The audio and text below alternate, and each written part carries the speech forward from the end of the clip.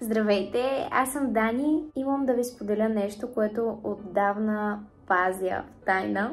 Нямах никакво търпение да ви споделя още в момента, в който разбрах. Приета съм да участвам в Гласът на България. Това е сбъдната мечта за мен. Не знаете колко време съм искала, колко много съм мечтала да участвам. Толкова много се вълнувам.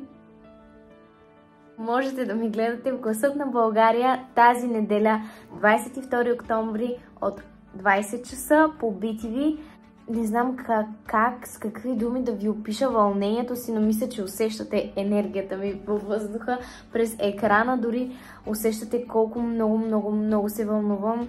Предстоят още много вълнуващи неща, за които нямам търпение да ви споделя. Сега ще видите реакциите на някои от близките, когато им казах, че съм приета в Гласът на България.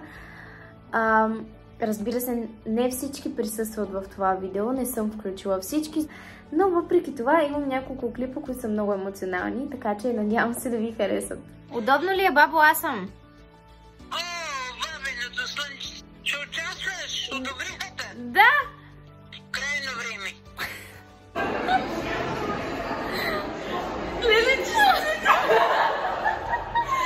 Чакай, знаеш, че има нещо. Да, бе. Да, бе. Да, бе.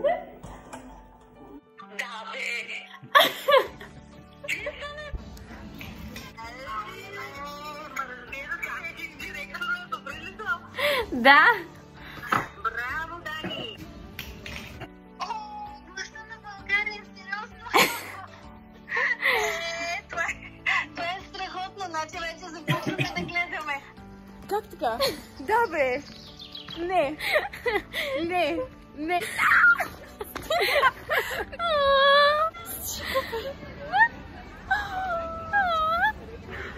България. Стига, бе. Миличката ми. О, спри го, ще се разрева моля. Да, бе. Наистина ли? Да. За това не снимам. Да. Моля, ще тръгвам. Ти ще спечелиш едно.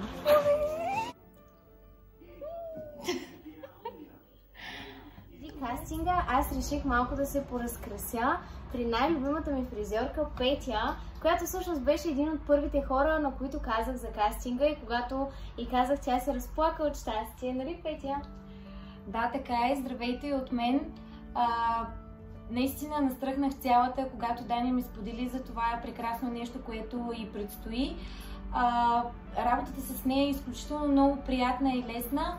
Сигурна съм в успеха й, желая й го от сърце и нямам търпение да я гледаме на голямата сцена. Трета поредна година Дани се записва за Гласа на България.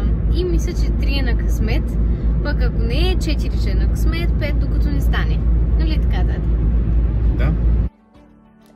Искам да ви кажа, че мечтите се сбъдват, стига да бъдете достатъчно упорити, достатъчно търпеливи и трудолюбиви. Щастлива съм.